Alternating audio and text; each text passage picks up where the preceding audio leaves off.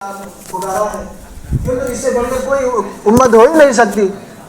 کیوں تو اس امت میں آنے کے لیے انبیاء علیہم السلام میں سے کچھ نبیوں نے دعائیں مانگی تھی، لیکن اللہ رب العزت نے حضرت عیسیٰ علیہ السلام کی دعا قبول کی۔ لیکن قرب قیامت کے روز حضرت عیسیٰ علیہ السلام آئیں گے اور اس امت میں داخل ہوں گے اور امتیوں میں سے ہوں گے۔ میرے عزیز بھائیوں بزرگوں، تو انبیاء علیہم السلام نے بھی اس امت میں آنے کی دعائیں مانگی تھی، لیکن آج ہم اپنے آپ کو فخر سے کہتے ہیں کہ ہم نبی والے ہیں، آج ہم نبی کے امتی ہیں، آج ہم مسلمان ہیں، خاندانی مسلمان ہیں، ہم فخر سے کہتے ہیں، لیکن امتی ہونے کا کوئی ہمارے پاس ثبوت نہیں ہے، کوئی ہے نا، کوئی اس کا یہ سرٹیفکیٹ ہمارے پاس موجود نہیں ہے، ہم کہہ دیتے ہیں۔ جس طرح ہم نبی کے امتی کہلاتے ہیں، تو نبی کے ہمارے اوپر اتنے سارے اس امت پر حقوق ہے، اتنے سارے حق ہے کہ اللہ کے نبی صلی اللہ علیہ وسلم نے اتنی ساری قربانیاں اس امت کے خاطر دیا ہے، رات و رات روئے ہیں، ہے نا، اس امت کے خاطر تڑپا ہے، یا ربی حبلی امتی، یا ربی حبلی امتی، یا ربی امتی، اے رب میری امت کا کیا بنے گا، میری امت کا کیا ہوگا۔ اللہ کے نبی صلی اللہ علیہ وسلم نے اس امت کے خاطر دعائیں مانگی ہے، گڑ گڑایا ہے، اس امت کے خاطر قربانی دیا ہے، تبھی جا کر اللہ رب العزت نے اس امت کو امت محمدیہ کے نام سے نوازا ہے۔ تو میرے عزیز بھائیوں بزرگوں، آج اس امت نے اس فریضے کو چھوڑ دیا ہے، اچھائی کا حکم کرنا اور برے کاموں سے روکنا، تأمرون بالمعروف وتنہون عن المنکر، اچھائی کا حکم کرنا اور برے کاموں سے روکنا، آج اس امت کے اندر سے یہ کام نکل گیا ہے، جسے آج اردو میں کہا جاتا ہے دعوت و تبلیغ کی محنت۔ یہ بڑی قیمتی محنت ہے، آج ہم نے اسے چھوڑ دیا ہے۔ یہ تو دور کی بات ہے، آج ہم اس میں لگنا بھی ہمارے لیے مشکل ہے، دعوت دینا تو دور کی بات ہے، اس کے اندر لگ کر اس میں محنت کرنا ہمارے لیے دقت ہو رہی ہے، مشکل ہو رہی ہے، اسی لیے کہ ہم نے شروع سے لگایا ہی نہیں ہے نا، اپنے آپ کو اس سے چمٹایا ہی نہیں ہے نا، اس سے میش نہیں کیا ہم نے، اس لیے ہم کو دقت ہو رہی ہے۔ ہم مشورے میں بیٹھتے ہیں تو ہمیں دقت پیدا ہوتی ہے، کب اٹھ کر جائیں گے، ہمارے دل میں یہ ایسا پیدا ہوتا ہے، ایسا خیال آتا ہے، ایسا تصور ہمارے اندر آتا ہے۔ جب ملاقاتیں ہوتی ہیں تو ہمارے اندر طرح طرح کے خیالات آتے ہیں، جب تعلیم میں بیٹھتے ہیں تو طرح طرح کے ادھر ادھر کے خیالات آتے ہیں، کبھی تو دکان کا آتا ہے، کبھی مال کا آتا ہے، کبھی کدھر کا کبھی ادھر کا۔ میرے عزیز بھائیوں بزرگوں، ہے نا، ہمیں ہے نا بڑی فکر کرنے کی بات ہے نا، یہی وجہ ہے ہمارے اوپر آج طرح طرح کے حالات آ رہے ہیں، بڑی فکر کرنے کی بات ہے۔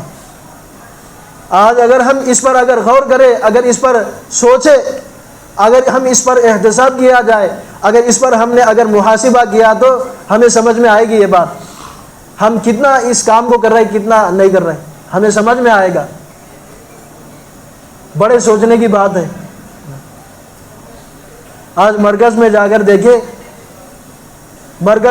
دیکھیں کتنے لوگ ہیں نا قربانی دے کر آ رہے ہیں، کروڑوں روپے خرچ کر کے آ رہے ہیں، بیرون ممالک سے سفر کر کے آ رہے ہیں، کوئی تو دوسرے ملک سے آ رہا ہے، کوئی دوسرے صوبے سے آ رہا ہے۔ یہ صرف اور صرف اس کی علامت ہے کہ کام سیکھنا ہے نا، اور کام سیکھ کر صحیح سیکھ کر اپنے علاقے میں جا کر اسے بتانا ہے اور اسے سنجیدگی کے ساتھ کرنا ہے۔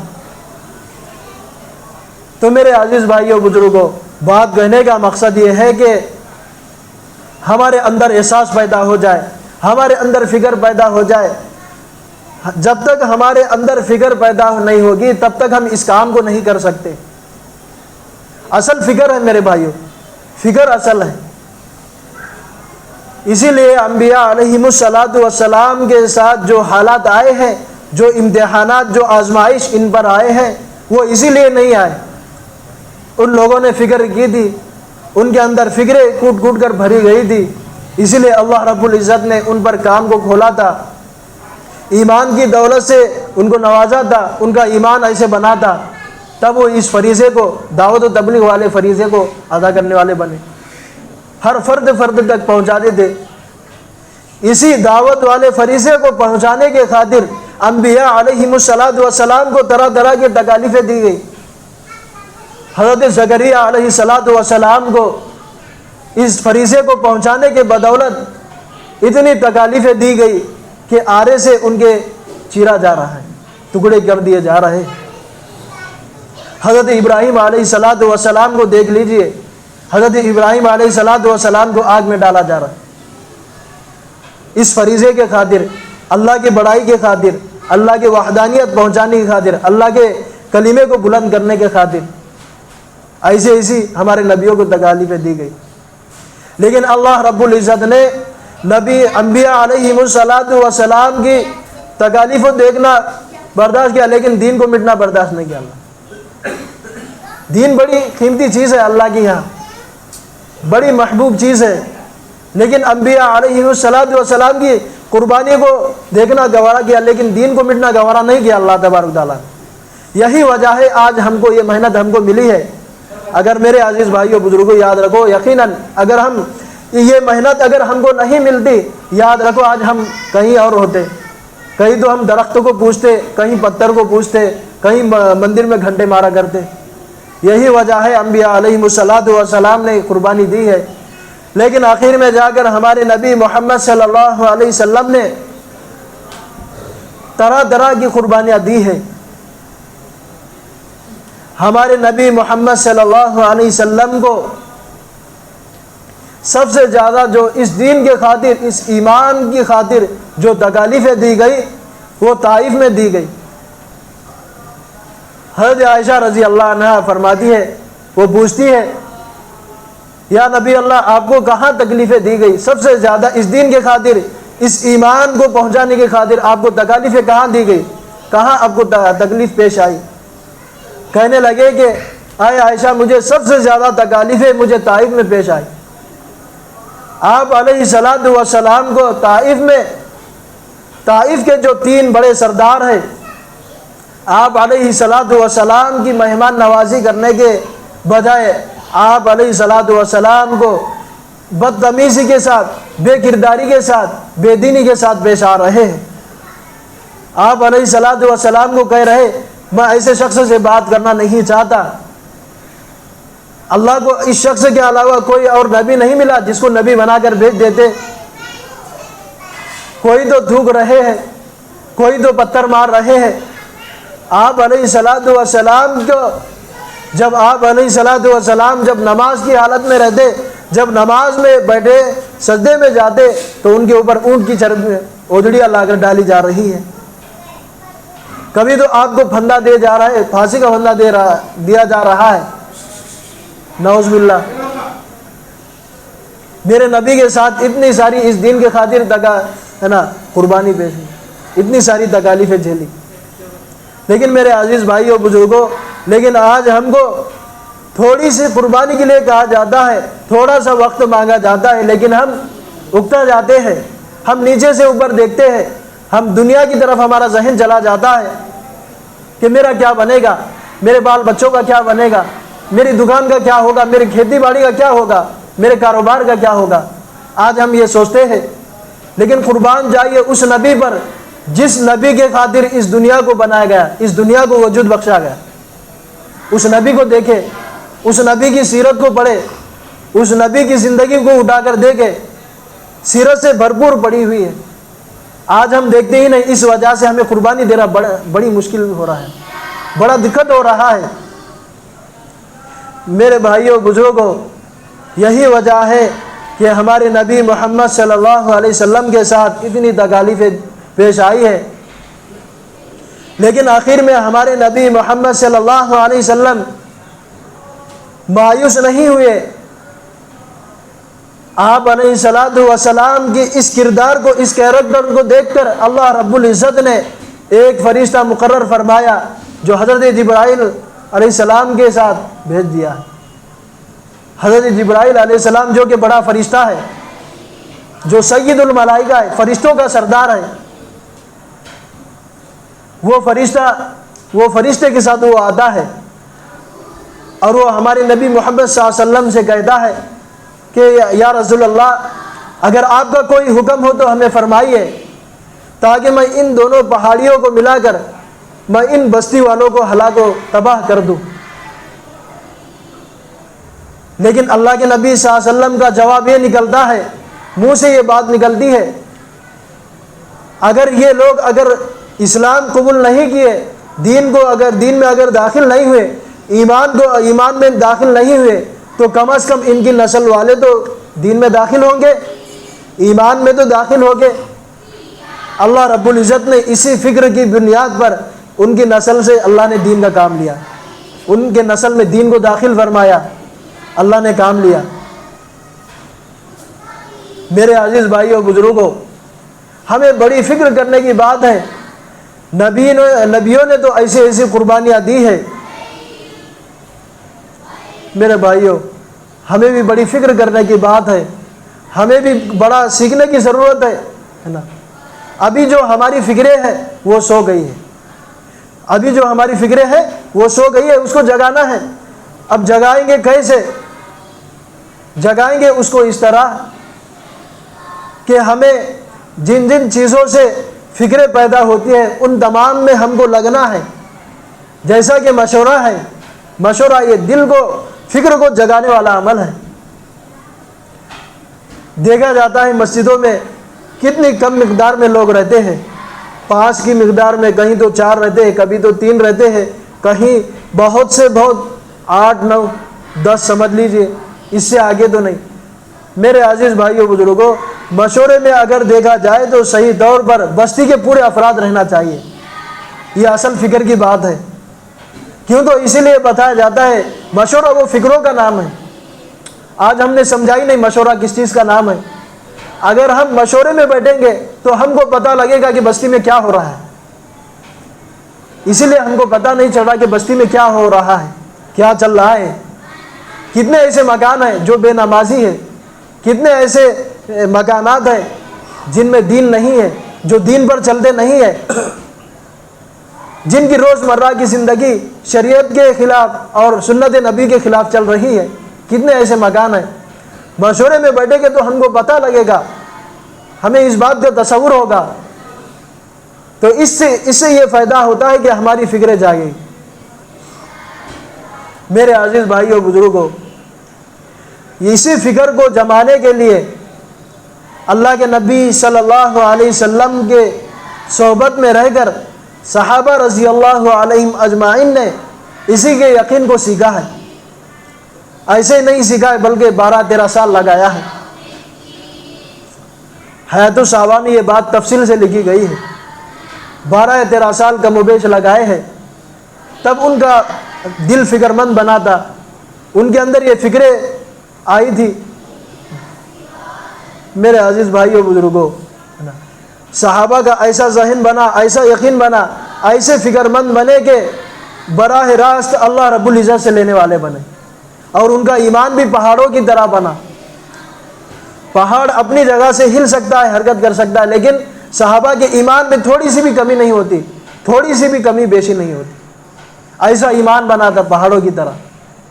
آج بھی ہم ویسا ایمان بنا سکتے ہیں، ویسا یقین ہمارے اندر پیدا کر سکتے ہیں، ویسے فکر مند ہم بھی ہو سکتے ہیں۔ وہی تو فکر ہے جس فکر کی بنیاد پر اللہ رب العزت نے صحابہ رضی اللہ علیہم اجمعین کو دنیا کے الگ الگ علاقوں میں اللہ رب العزت نے بھیج دیا ہے، اور وہیں پر اپنی قبروں کو بنایا ہے۔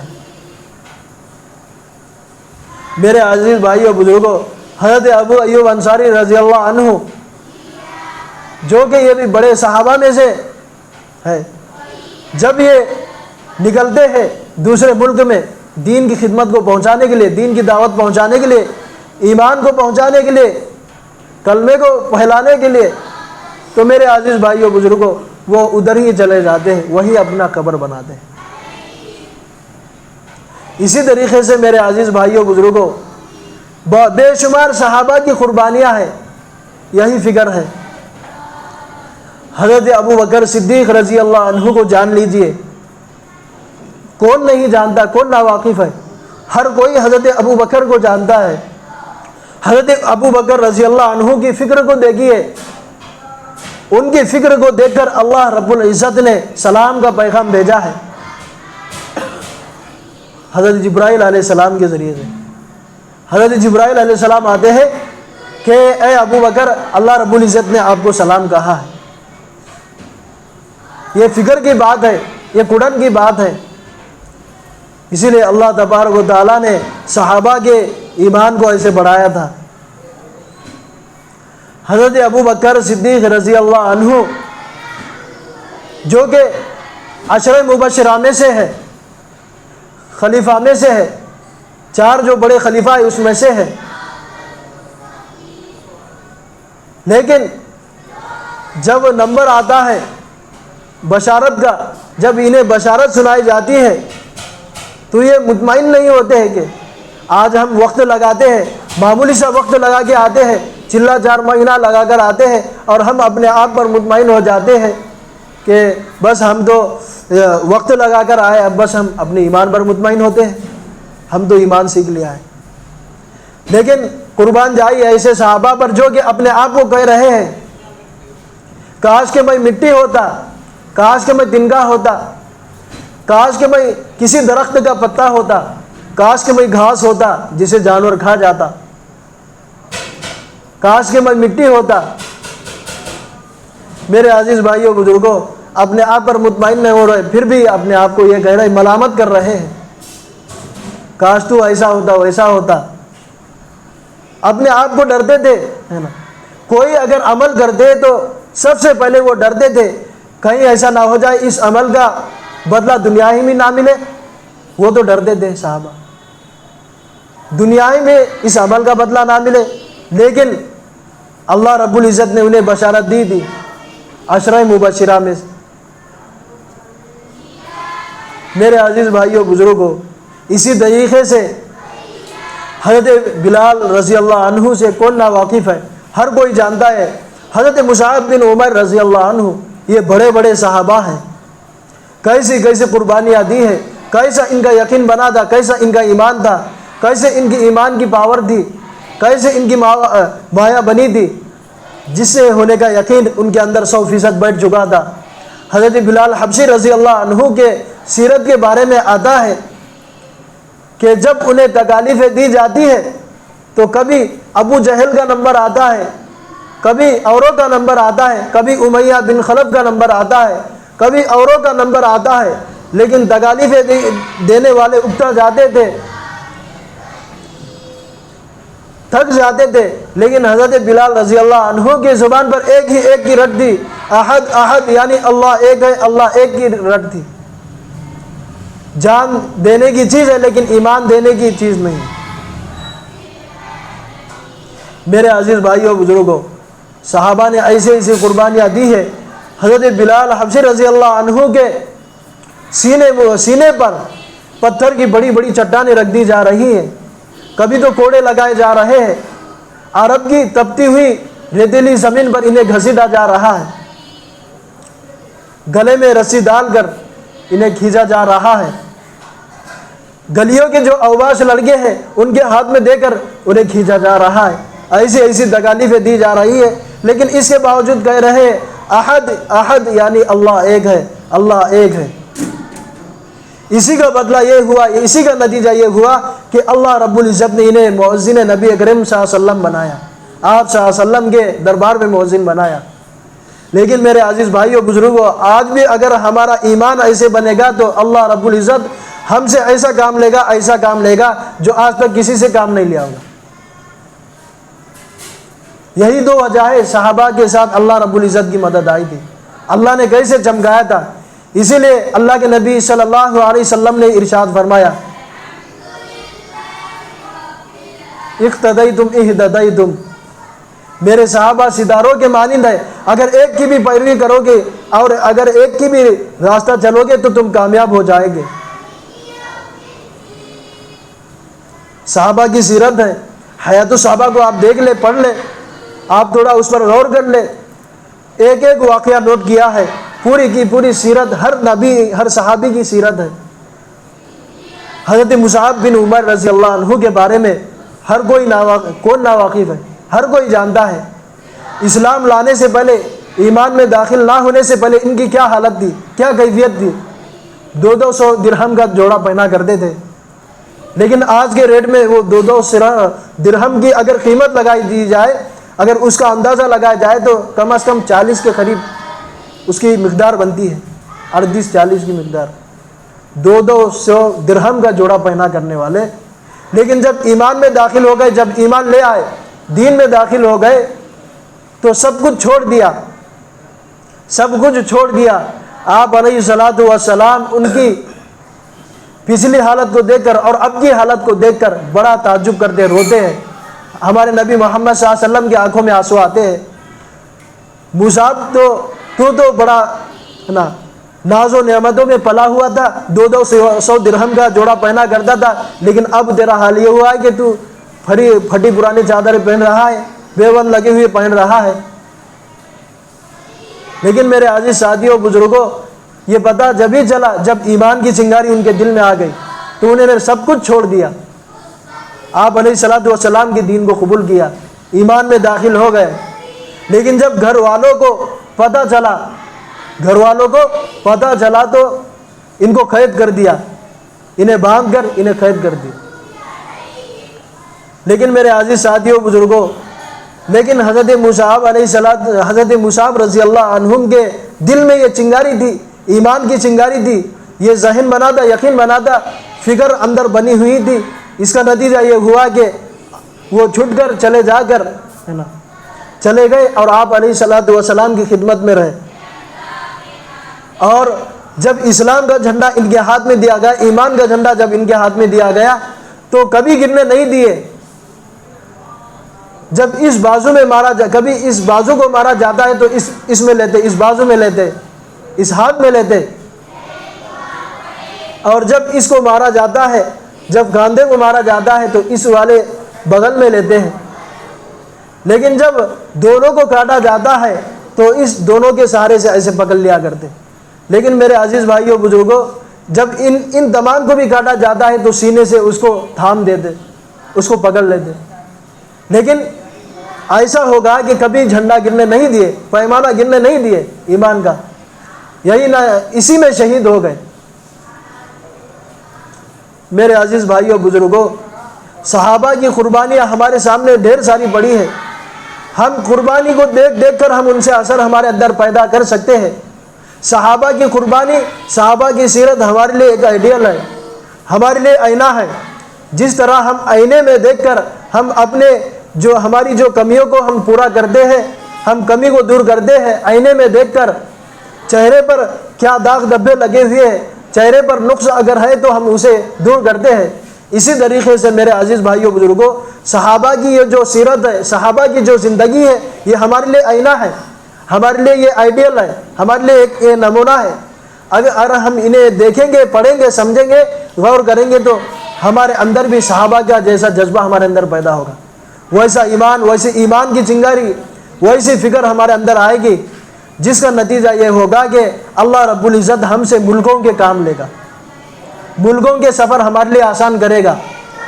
آج وہ کام لے گا، ملکوں میں وہ کام لے گا کہ جو اب تک کسی سے نہ لیا ہوگا۔ آج بھی ہے ایسے بندے آپ کو ملیں گے۔ بھیڑ میں ایک واقعہ ہے،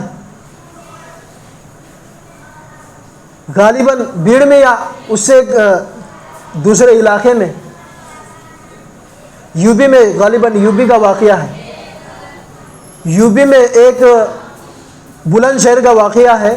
بلند شہر میں ایک بھائی صدیق یا بھائی کلیم اللہ ایسا نام ہے، تو وہ شراب کے عادی تھے، وہ بڑے شراب کے عادی تھے، شراب پیا کرتے تھے۔ ان کی 24 گھنٹے کی زندگی پوری شراب میں گزرتی تھی، دن میں شراب، رات میں شراب، ہر وقت شراب، کوئی ایسا وقت نہیں چھوڑتے تھے کہ جس میں شراب نہ پیتے تھے، ہر وقت شراب پیتے تھے۔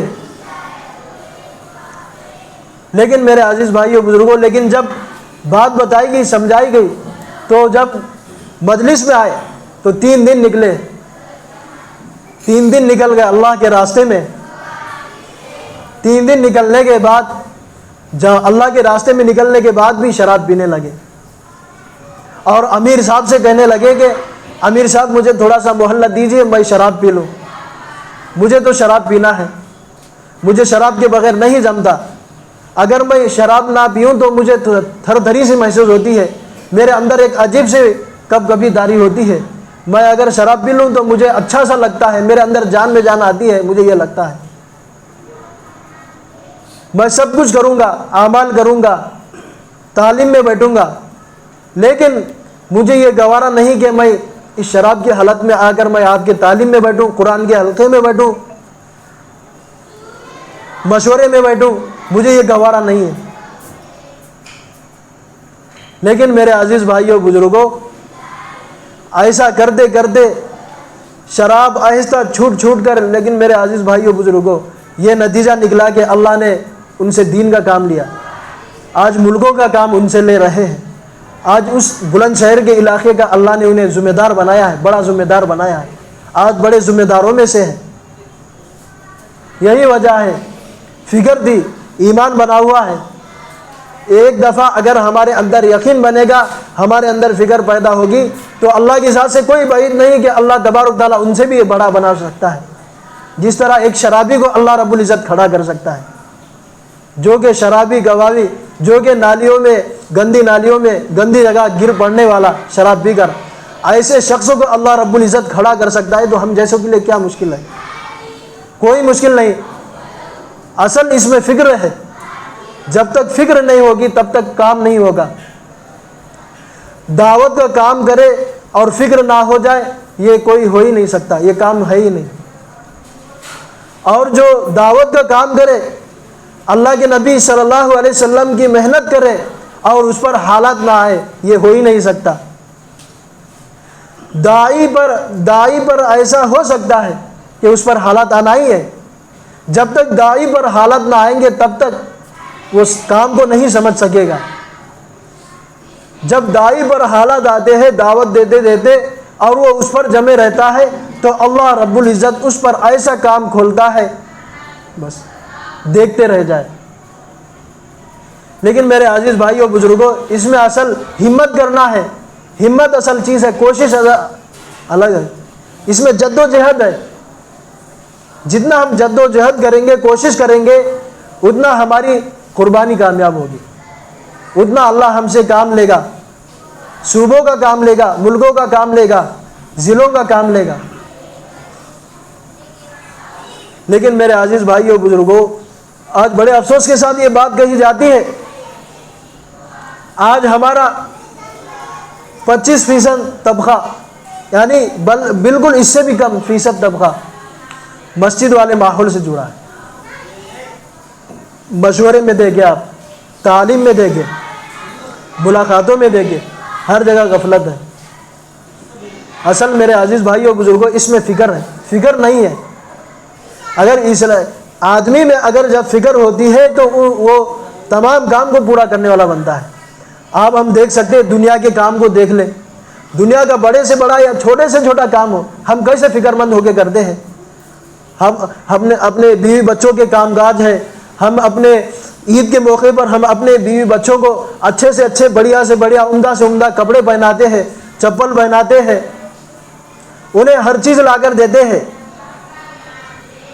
گھر میں اگر نمک ختم ہوتا ہے، اسی طریقے سے جتنے بھی مسالے ہیں سب ختم ہو جاتے ہیں، تو وہ کہتے ہیں کہ یہ چیز ختم ہو گئی ہے، لے آؤ۔ تو آپ کیسے فکر سے لاتے ہیں؟ عید کا موقع آتا ہے تو اپنے بچوں کو کیسے آپ کپڑے لاتے ہیں، چپل لاتے ہیں، شرخرمے کا سامان لاتے ہیں، کیسے فکر سے لاتے ہیں؟ وہی فکر ہم اس سے کئی گنا زیادہ فکر مند ہو کر ہمیں یہ کام کرنا ہے، دعوت والے کام کو کرنا ہے۔ جب تک آدمی کے اندر فکر نہ ہو تب تک یہ کام کو نہیں سمجھ سکے گا۔ یہ کام ہے ہی ویسی چیز، جب آدمی کے اندر فکر آئے گی تو بس کام کو سمجھے گا آسانی کے ساتھ، اس کے لیے کام مشکل نہیں ہوگا، بالکل آسان ہوگا، اتنا آسان ہوگا جیسا کہ ایک آٹے میں سے بال نکلنا آسان ہے، اتنا آسان یہ کام ہوگا۔ فکر اصل ہے میرے بھائیوں، کیوں تو صحابہ نے فکر کی تھی اور صحابیات بھی ویسی تھی۔ آج ہم معمولی سے اگر جماعت میں وقت لگانے کے جاتے ہیں، چلے میں جاتے ہیں یا 4 ماہ میں جاتے ہیں، تو آدھے میں سے اگر ہم واپس آتے ہیں تو ہمارے گھر والے خوش ہوتے ہیں، کانا اس کے پیرا پڑتے ہیں، ایسا ہی بہت اچھا کیے تم آئے۔ اسے یہ ہمت افزائی نہیں کرتے کہ تم کیوں آئے, چلو جاؤ پھر دوبارہ سے چلے جاؤ, کیوں آئے تم. لینا نہیں چاہیے, ہونا یہ چاہیے. لیکن کیا کرتے آج کی مستورات, آج کی عورتیں, وہ جذبہ ہے ہی نہیں. ان کی ہمت افزائی کرنے کے بجائے, ان کی دین کی نصرت کرنے کے بجائے ان کی مدد کرتے. آپ بہت اچھا کیے, بہت اچھا کیا, آپ آئے, آؤ آؤ کرتے, آؤ ایسے کرتے, کچھ ایسے کرتے گلا توڑتے, بہت اچھا کیے. لیکن میرے عزیز بھائیوں بزرگوں, عمرو بن جموح ایک صحابی ہے, معذور صحابی ہے, پیر سے صحیح سے چلنے نہیں آتا, دونوں پیروں سے معذور ہے, بالکل کمزور ہے. گھر والی تانا دے رہی ہے, بیوی تانا دے رہی ہے. وہاں تو صحابہ چلے گئے جنگ میں, آپ یہاں پر موجود ہیں, چلے جاؤ. حضرت عمرو بن جموح رضی اللہ عنہ یہی سننا تھا, بیوی کے یہ الفاظ سننا ہی تھا, بس چل لیے. اللہ کے نبی کی خدمت میں حاضر ہوئے اور کہہ رہے کہ یا نبی اللہ, میں بھی جانا چاہتا ہوں, جنگ میں جانا چاہتا ہوں, جنگ میں جانا چاہتا ہوں. تو اللہ کے نبی صلی اللہ علیہ وسلم نے اس کی اجازت نہیں دی ہے. آپ کیسے جا پاؤ گے جنگ میں, آپ کیسے لڑو گے, آپ تو معذور ہیں, آپ تو صحیح سے چلنے بھی نہیں آتا, آپ کے پیر صحیح سالم نہیں ہے, کیسے جا پاؤ گے, آپ تو نہیں جا پاؤ گے. لیکن پھر دوبارہ چلے گئے, یہ سن کر چلے گئے, پھر گھر چلے گئے. پھر بیوی نے تانا دیا, آپ پھر آ گئے, پھر چلے جاؤ. لیکن میرے عزیز بھائیوں بزرگوں, یہ فکر پیدا ہو گئی, یہ داعیہ دل میں پیدا ہوگا, یہ چنگاری دل میں پیدا ہو گئی, یقین بنا ہوا تھا. جنگ میں گھس گئے, لڑتے رہے اور شہید ہو گئے. اتنا شہید ہو گئے کہ بس لڑتے رہے, شہید ہو گئے. اور یہ دعا کر کر چلے گئے کہ اللہم لا تردنی الی اہلی, اللہم لا تردنی الی اہلی, یا اللہ مجھے یہاں سے اپنے گھر والوں کی طرف نہ لوٹائیو.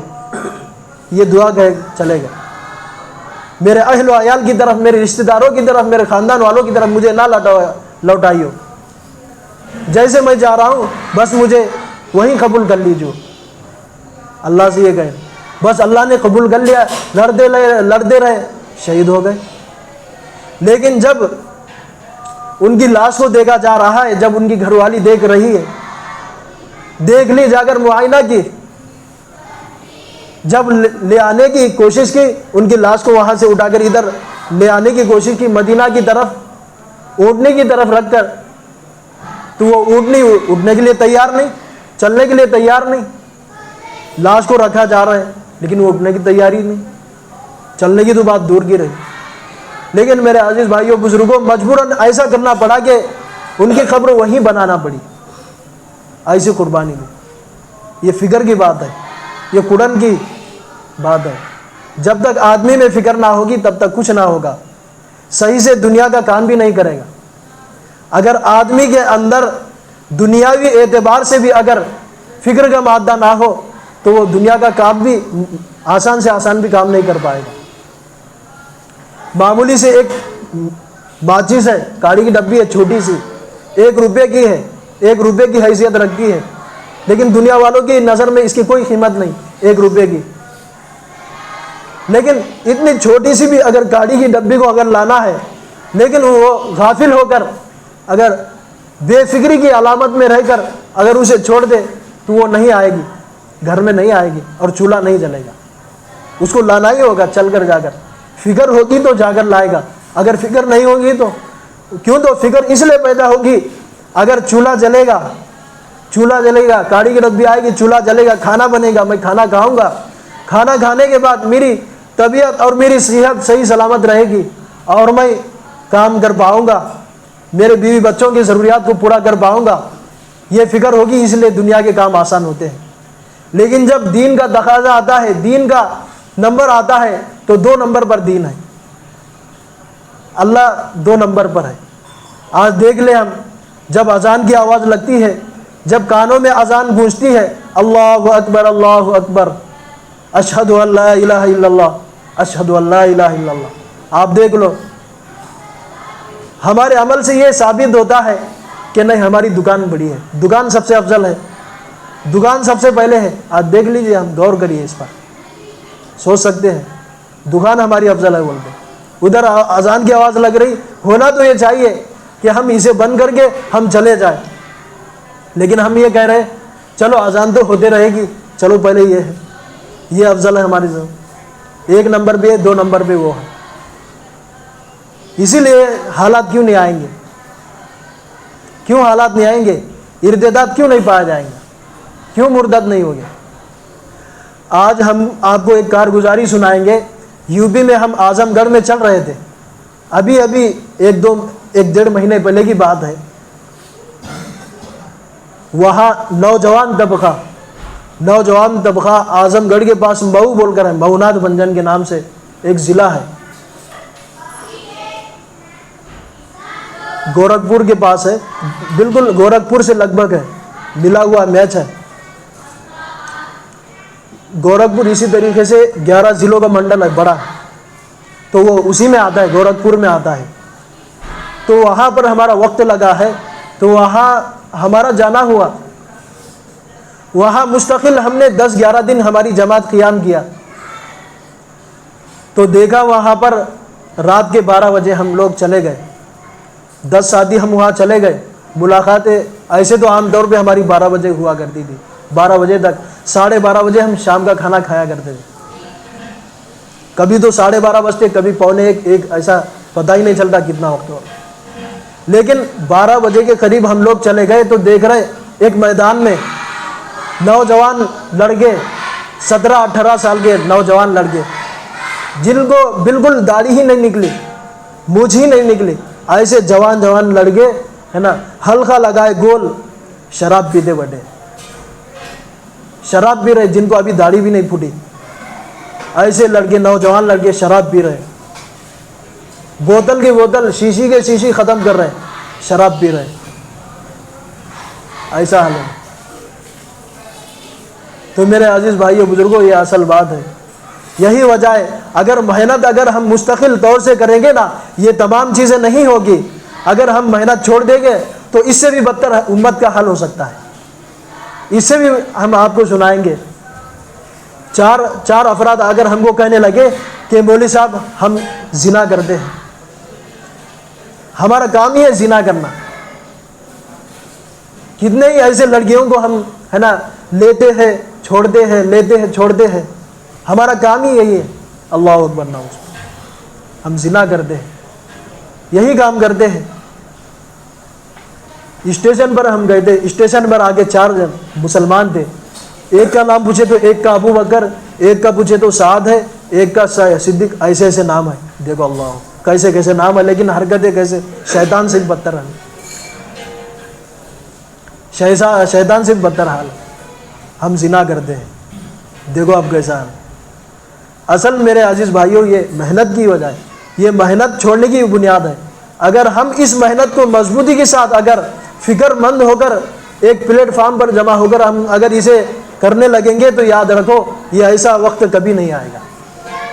اس کا اثر یہ ہوگا, اس کا نتیجہ یہ ہوگا کہ ملکوں میں اس کا اثر پھیلے گا. آپ دیکھ لو, آپ خود اندازہ کر سکتے ہیں. آپ کسی بھی باوڑی میں یا کسی بھی تالاب میں کے قریب جا کر آپ دیکھ سکتے ہیں, مشاہدہ کر سکتے ہیں, یا کسی بھی ٹنکی میں جا کر آپ غور کریے, یا کوئی چیز آپ اس میں پھینک دیجئے, یا کوئی کنکر ماریے, آپ دیکھ لیجئے وہ کیسے پھیلتے جاتا ہے. ایک بڑا پتھر مارے تو اس کا اثر پورے ہے نا کناروں میں پھیلتا ہے. ایسے میرے عزیز بھائیوں بزرگوں, اگر ہم لوگ اگر اس دعوت والے نبی والے کام کو, صحابہ والے کام کو, اللہ کے دین کو اگر ہم فکر مند ہو کر, جستجو ہو کر, جد و جہد میں لگ کر اگر ہم لوگ کریں گے تو یاد رکھے ایسا وقت کبھی بھی نہیں آئے گا, نہ تو آپ کو دیکھنے کے لیے ملے گا. آج ہم نے اس عمل کو چھوڑ دیا ہے, اس لیے ایسی کیفیتیں ہمارے سامنے آ رہی ہیں. کہیں تو لڑکیاں بھاگ گئی ہیں, 1000 سے زائد لڑکیاں بھاگ گئی ہیں اس علاقے میں, گورکھپور کے علاقے میں 1000 سے زائد لڑکیاں مرتد ہوئی ہیں. ایک بیچارے ڈاکٹر صاحب سنا رہے تھے مئو میں جہاں ہم لوگ رہے تھے, وہاں کے ڈاکٹر صاحب بیچارے, ان کا کام یہ ہے کہ 30,000 روزانہ کے 30,000 کماتے ہیں. ان کا کام ہے آپریشن کرنے کا کام, وہ آپریشن کرتے ہیں. ان کا کام یہ 30,000 فیس ہے ان کی. روزانہ کی 30,000، روز کی 30,000، اب سمجھو اب مہینے کے کتنے کماتے ہوں گے۔ وہ ایسا آدمی بیچارہ افسوس میں آ کر رو رو کر ہم سے یہ کہہ رہا تھا کہ مولوی صاحب ہماری تو لڑکی چلی گئی، ہماری نوجوان لڑکی چلی گئی، ہم نے ان کی منگنی کی تھی، لیکن ایک غیر کے پھندے میں پھنس کر، غیر کے چال میں آ کر، اس کے مال کی حرص میں آ کر اس کے ساتھ لگ کر سعودی بھاگ کر چلی گئی، دبئی بھاگ گئی، اس غیر کے ساتھ اپنا منہ کالا کر دی۔ وہ کہہ رہے تھے کہ مولوی صاحب میں نے تو کروڑوں روپے خرچ کر کے میں نے اپنی لڑکی کو بڑی محنت سے، بڑی کوشش سے میں نے اپنی بچی کو ڈاکٹر بنایا تھا، میں نے سوچا تھا کہ ڈاکٹر بنے گی، یہ صحیح سے خدمت انجام دے گی، صحیح سے علاج کرے گی، میں نے یہ سوچا تھا، لیکن دیکھ رہے مال کی حرص میں، مال کی چکر میں، مال کی لالچ میں آ کر غیر کے ساتھ، ایک ہندو کے ساتھ اپنا منہ کالا کری، دبئی بھاگ گئی۔ آپ کئی سال ہو گئے، کافی سال ہو گئے، لیکن آنے کا کوئی خبر نہیں، کوئی پتہ نہیں۔ مولوی صاحب بس آپ دعا کر دیجیے، آپ اللہ کے راستے میں ہیں۔ بیچارے رو رو کر کہہ رہے تھے۔ ایسا حال ہے امت کا، ایسا حال ہوا ہے، ایسا حال ہے میرے بھائیوں۔ بڑی فکر کرنے کی بات ہے، بڑی غور کرنے کی بات ہے۔ جب تک ہم فکر نہ لیں گے تب تک کچھ نہیں ہوگا۔ ہم بارہا یہ بات کہہ رہے ہیں، فکر اگر ہوگی تو آدمی سب کچھ کرے گا، معمولی سے معمولی چیز کرنے والا بنے گا۔ اسی طریقے سے کیوں تو یہ بات کہنے کا جو مقصد یہ ہے کہ ہمارے اندر احساس پیدا ہو جائے، ہمارے اندر ایک فکر پیدا ہو جائے، ہمارے اندر جو چنگاری آنا ہے وہ چنگاری پیدا ہو جائے۔ یہ کہنے کا مقصد یہی ہے، اور کچھ مقصد نہیں، جو بارہا ہم آپ کو یہ سنا رہے ہیں۔ ہم ایسے ہی ملاقات میں جا رہے تھے، مسجد سے باہر نکلے، محمدیہ نام سے ایک مسجد ہے، چھوٹی سی مسجد ہے، اور ہمارا کام یہی ہوتا تھا کہ جو بندہ اگر باہر ملتا، غفلت والے ماحول میں ملتا، تو ہم اسے نماز پڑھایا کرتے تھے۔ کم از کم روزانہ کا ہمارا ٹارگیٹ تھا 50 لوگوں کو کم از کم نماز پڑھوانا، مسجد میں لا کر منت سماجر کر کر، خوش آمدید کر کر انہیں مسجد میں لا کر انہیں نماز پڑھوانا تھا۔ یہ ہمارا روز کا کام تھا، کم سے کم 50 ان کو باہر کے ماحول سے نکال کر نماز سے فارغ ہونے کے بعد ان کا ذہن بنانا، یہ ہم لوگ کا کامیاب کام تھا۔ کم از کم 18 علماء کرام کی ہماری جماعت تھی، 18 علماء کرام تھے۔ ہر عالم دین کی یہی فکر تھی، یہی کام تھا کہ ایک ایک آدمی کو، ایک ایک فرد کو اس علاقے کے لے کر مسجد میں آئے اور انہیں نماز پڑھائے۔ اگر نماز نہ پڑھی ہوگی تو نماز پڑھائے، اور نماز پڑھا ہے تو اسے اس کا ذہن بنائے، قربانی والا دین کا ذہن بنائے، ایمان کے اعتبار سے اس کا ذہن بنائے۔ یہ کام ہوتا تھا۔ لیکن جب ہم نے 4 نوجوان لڑکوں کو ہم نے مسجد میں لایا، منت سماجر کر کر نماز پڑھوائی، لیکن دیکھ رہے دروازے میں آ کر ایک لڑکی آئی، ہم نے ہمارے آنکھوں سے دیکھا ہے۔ ایک لڑکی آ کر کہہ رہی ہے جلدی سے چلو میرے پاس وقت نہیں ہے۔ کیا کہہ رہی ہے؟ جلدی سے چلو میرے پاس وقت نہیں ہے، ورنہ تو وقت ہو جائے گا، پھر میں نہیں رہ پاؤں گی، ایسا کہہ رہی ہے۔ اتنا بدتر حال یہ کہہ رہی ہے، لیکن ہم نے جیسا دیکھا کہ وہ ہم کو دیکھ کر بھاگ گئی۔ نوجوان لڑکی بالکل، وہ بھی نوجوان یہ بھی نوجوان، وہ نماز پڑھ رہے تھے۔ اب دیکھو ایسی کیفیت ہے، یعنی برے کام کی طرف اسے دعوت دے رہی تھی، جلدی سے چلو میرے پاس ٹائم نہیں۔ ہم خود اندازہ لگا سکتے کیسا حال ہوا ہے، امت کا کیسا حال ہوا ہے، ہم خود دیکھ سکتے ہیں۔ اس کا یہی نتیجہ ہے، ہم تو کہہ سکتے ہیں، ہم اس بات کو قسم کھا کر کہہ سکتے ہیں، اس کا صرف اور صرف یہی نتیجہ ہے کہ ہم دعوت کے کام کو چھوڑ دیا ہے، امر بالمعروف اور نہی عن المنکر کو چھوڑ دیا ہے، اچھائی کا حکم کرنا اور برے کاموں سے روکنا یہ ہم نے چھوڑ دیا ہے، جس کا نتیجہ یہ ہوا ہے آج ایسے ایسے حالات آ رہے ہیں، ایسے ایسے کیفیات، ایسی ایسی خبریں ہمارے سامنے آ رہی ہیں۔ کہاں تو لڑکیاں بھاگ گئی ہے، کہیں تو لوگ زانی ہو رہے ہیں، کہیں لوگ شراب پی رہے ہیں، کہیں شراب کے اڈے آباد ہو رہے ہیں۔ آج ہماری ہر چیز آباد ہے لیکن مسجد آباد نہیں، یہی وجہ ہے۔ اللہ ناراض ہے، اس لیے اللہ کو منانا ہے، ہمیں اللہ کو منانا ہے تو اس کے اعمال کرنا ہوگا۔ مسجد والے اعمال میں ہمیں جڑنا ہوگا، 100% مسجد والے اعمال میں جڑنا ہوگا، تو تب یہ چیز رنگ لا سکتی ہے، تب یہ نتیجہ نکل سکتا ہے، ورنہ تو بہت مشکل ہے، ورنہ اس سے بھی بدتر ہو سکتا ہے۔ یہ جو ارتداد والی جو آگ ہے، جو آگ لگتی ہے، جو بلکہ جس جگہ لگتی ہے بس اسی جگہ کو نہیں جلاتی، بلکہ جتنے آس پاس کے علاقے سب کو جلا دیتی ہے، جتنے آبادی ہے سب کو جلاتی ہے۔ اسی طریقے سے میرے عزیز بھائیوں، اگر ہم نے اس دعوت والے کام کو اگر مستقل استقامت کے ساتھ جم کر اور جڑ کر اگر نہیں کیا تو یاد رکھو وہ ارتداد والی آگ ہمارے گھروں تک بھی آ سکتی ہے، ہمارے ماؤں بہنوں میں بھی آ سکتی ہے، کبھی ہم نے اگر اس کام کو نہیں کیا۔ فکر مند ہوگا میرے عزیز بھائیوں، بڑے فکر کی بات ہے، بڑی محنت کی بات ہے، بڑی محنت کی، سخت محنت کی ضرورت ہے۔ آپ نے تو سن لیے ہوگے کیسا حال ہے امت کا کیسا حال ہے، بلکہ ہم یہ سوچتے ہیں کہ پیاسا جو رہتا ہے وہ کنویں کے پاس چلا جائے، لیکن اب وقت ایسا آیا ہے کہ کنویں کو پیاسے کے پاس جانا ہوگا۔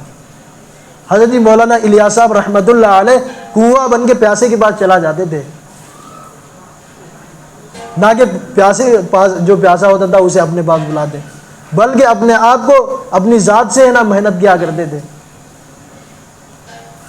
اسی لیے مولانا الیاس صاحب رحمۃ اللہ علیہ فرماتے ہیں یہ جو دنیا ہے یہ محنت کی جگہ ہے، یہ کام کا میدان ہے۔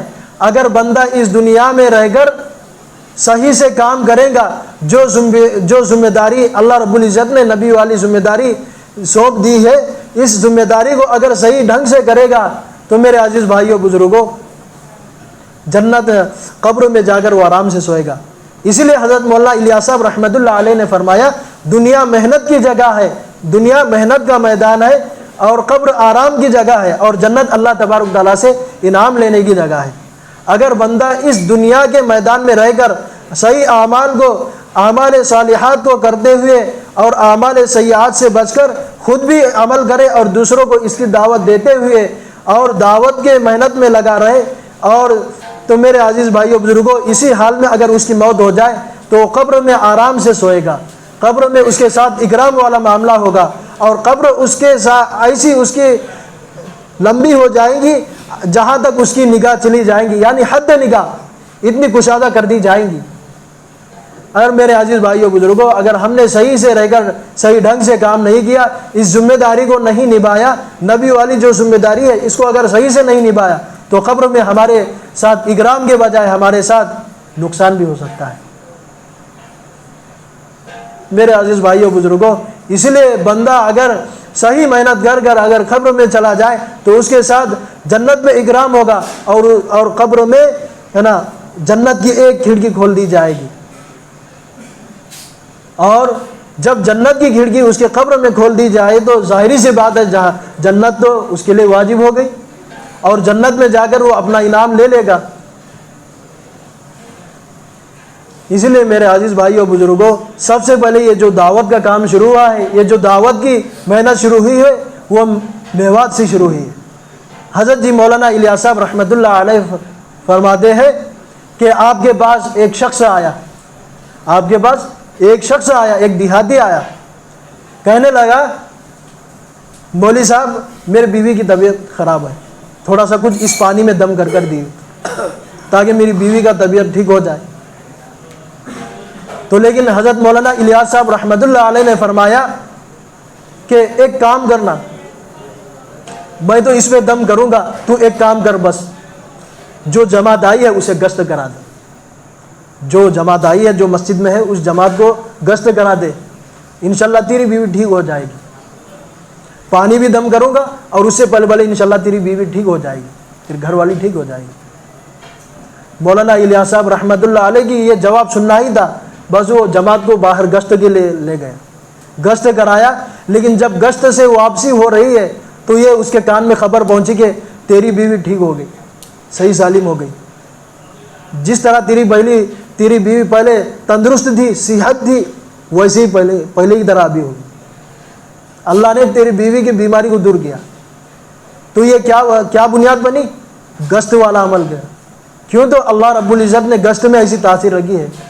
تو میرے عزیز بھائیوں بزرگوں، جب تک ہمارے اندر گشت کی اگر اوقات، گشت کی اگر اہمیت پیدا نہ ہو جائے تب تک کام نہیں بنے گا۔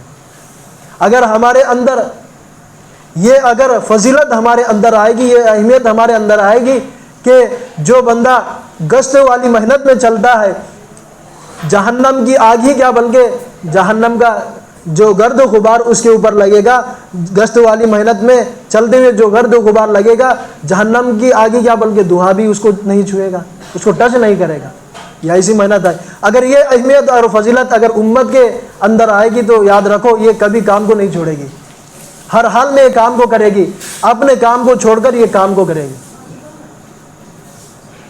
میرے عزیز بھائیوں بزرگوں، اصل میں ہے نا محنت کی ضرورت ہے، فکر کی ضرورت ہے۔ جب تک آدمی فکر مند ہو جائے گا، جب تک چوکنا ہو گئے تب تک کچھ نہیں کام بنے گا۔ سب سے لیے محنت شرط ہے، اس کے ساتھ ساتھ فکر بھی ہونا ضروری ہے۔ جب تک آدمی کے اندر فکر نہیں ہوگی وہ اللہ کے فریضے کو اور اللہ کے حقوق کو اور اللہ کے تقاضے کو پورا نہیں کر سکے گا۔ اللہ کا تقاضا تو یہی ہے کہ اس کے تقاضا یہ ہے کہ ہم یہ جو دعوت والا اہم فریضہ جو دیا گیا ہے اس کو پورا کریں۔ کیوں تو میرے عزیز بھائیوں بزرگوں، انبیاء علیہم السلام نے اور صحابہ رضی اللہ علیہم اجمعین نے بے شمار اس دین کے خاطر ہے نا قربانیاں دی ہے۔ اپنے بیویوں کو بیوہ کرنا آسان ہوا، بچوں کو یتیم کرنا آسان ہو گیا، اس محنت کے خاطر، اس یقین کے خاطر، اس ایمان کے خاطر۔ لیکن میرے عزیز بھائیوں بزرگوں، انہوں نے تو اپنی جانیں دی ہے نا، اپنے جسم کے ٹکڑے ٹکڑے کرنا پسند کیا ہے نا، اپنے اعضاء کا ایک ایک ٹکڑا پسند کیا ہے۔ حضرت حمزہ رضی اللہ عنہ اجمعین کو دیکھ لیجئے، اللہ کے نبی صلی اللہ علیہ وسلم کے چچا ہے، ان کا کوئی ایسا عضو نہیں چھوڑا کفاروں نے جو کہ نہ کاٹا ہو۔ آپ کی کان کاٹ لیے گئے، آپ کی ناک کاٹ لی گئی، یہاں تک کہ آپ کا سینہ نکال دیا، سینہ چیر کر دل نکالا گیا، دل چبایا گیا۔ ایسی ایسی میرے عزیز بھائیوں بزرگوں، ایسی ایسی قربانی ہے۔ لیکن میرے عزیز بھائیوں، صحابہ نے تو ایسی قربانیاں دی ہیں، جانوں کی ایسی ایسی قربانیاں دی ہیں۔ لیکن حضرت حنظلہ کو دیکھ لیجئے، حضرت حنظلہ رضی اللہ عنہ جو کہ یہ بھی کبائر صحابہ ہے، یعنی بڑے صحابہ میں سے ہے، نئی نئی شادی ہو گئی ہے، ایک رات کے دلہے ہیں، ایک دن کے دلہے ہیں، لیکن نئی شادی ہو گئی ہے، جب بیوی سے صحبت کی ہے، جب غسل خانے میں جاتے ہیں آواز لگتی ہے ادھر ہار ہو رہی ہے، بس ایسے ہی کانوں میں آواز پڑنا ہی تھا، بس چلے گئے، بس بھاگ دیے، بس لڑتے رہے، اتنا لڑتے رہے کہ بس شہید ہو گئے۔ لیکن جب ان کی لاش کو جب دیکھا جا رہا ہے تو ان کے لاش سے نا پانی ڈبک رہا ہے، فرشتے ان کو غسل دے رہے۔ میرے عزیز بھائیوں بزرگوں، ایسی ایسی قربانیاں دی، ہم کو بھی دینا ہے۔ ہم کو ایسی قربانی نہیں دینا ہے بلکہ وقت کی قربانی دینا ہے۔ ہم تو وقت کی قربانی مانگتے ہیں، نہ کہ جان کی قربانی۔ وہ لوگوں نے تو جانوں کی قربانیاں دی ہے، بیویوں کی قربانیاں دی ہے، سب کچھ کی قربانی دی ہے۔ بات اور بھی کرنا تھا لیکن وقت ناکافی ہونے کی وجہ سے آپ کو اسی پر بات ختم کرتا ہوں۔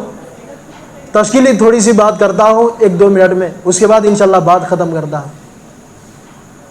میرے عزیز بھائیوں بزرگوں، حضرت نعمان رضی اللہ عنہ، جو یہ نعمان بن بشیر جو کہ مشہور صحابی ہیں، یہ جب جنگ میں جاتے ہیں، ان کے چھوٹے سے بچے حضرت بشیر رضی اللہ عنہ، چھوٹے سے نونہال بچے ہیں،